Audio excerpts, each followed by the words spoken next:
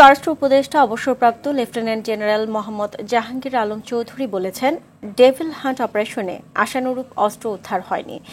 ধীরে ধীরে সব অবৈধ অস্ত্র উদ্ধার করা হবে। সকালে গাজীপুরে বাংলাদেশ আনসার ও গ্রাম প্রতিরক্ষা বাহিনীর ৭৭তম প্রতিষ্ঠাবার্ষিকী ও ৪৫তম জাতীয় সমাবেশ উদযাপন অনুষ্ঠানে একথা জানান তিনি। এদিকে ডেভিল হান্ট অপারেশন অভিযানে গত ৪ দিনে গাজীপুরে ৩১১ জন গ্রেপ্তার করেছে পুলিশ। প্রতিনিধিদের পাঠানো প্রতিবেদন জানাচ্ছেন সৈয়দা সামিয়া তামান্না।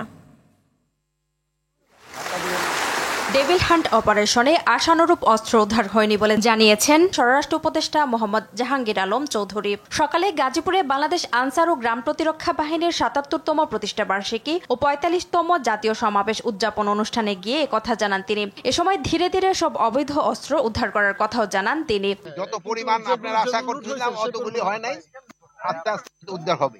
যৌক্তিক দাবি ওইগুলি গুরুত্ব সহকারে বিবেচনা করা হচ্ছে, আর যেগুলি অযৌক্তিক দাবি ওইগুলি তার বিবেচনা। এদিকে আইন শৃঙ্খলা পরিস্থিতি স্বাভাবিক রাখতে দেশব্যাপী যৌথ বাহিনীর বিশেষ অভিযান অপারেশন ডেভিল হান্ট চলমান রয়েছে।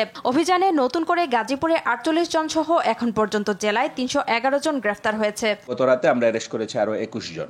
টোটাল তাহলে গত ২ দিনে আমাদের এখানে ৬১ জন গ্রেফতার হয়েছে। বিভিন্ন অপারেশন ডেভিল হান্টের আমাদের যে লক্ষ্য উদ্দেশ্য, সেই লক্ষ্য উদ্দেশ্যের ভিত্তিতে এই ৬১ জন গ্রেফতার হয়েছেন। ২৪ ঘন্টায় ঢাকা ও সাভারে বিভিন্ন স্থানে অভিযান চালিয়ে আওয়ামী লীগ ও অঙ্গ সংগঠনের ১৩ জনকে গ্রেফতার করেছে সাভার মডেল থানা পুলিশ। আশুলিয়ায় পিস্তল ও গুলি ভর্তি ম্যাগাজিন সহ ৫ জনকে গ্রেফতার করা হয়েছে।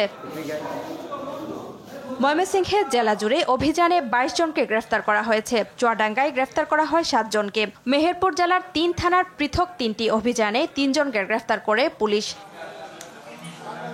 ডেভিল হান্ট অভিযানে ব্রাহ্মণবাড়িয়ার আখাউড়ায় পৌর যুবলীগের সদস্য মোহাম্মদ তোফাজ্জল হোসেনকে গ্রেফতার করা হয়েছে। তথ্যটি নিশ্চিত করেন আখাউড়া থানার ওসি ছমিউদ্দিন।